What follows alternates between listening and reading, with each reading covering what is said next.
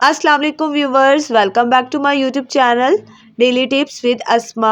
हस्साम नाम का शुमार लड़कों के नामों में होता है। हस्साम एक इस्लामी नाम है।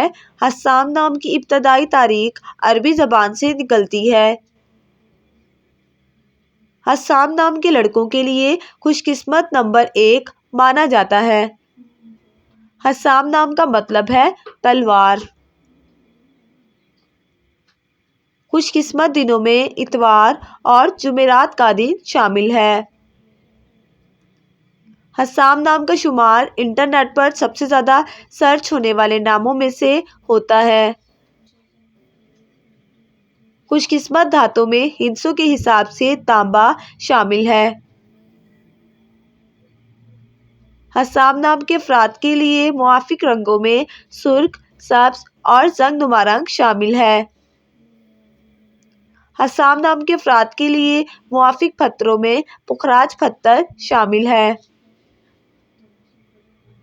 फ्रेंड्स, अगर आप अपने नाम का मतलब जानना चाहते हैं तो कमेंट बॉक्स में अपना नाम लिखें। इंशाल्लाह हम आपके नाम की वीडियो ज़रूर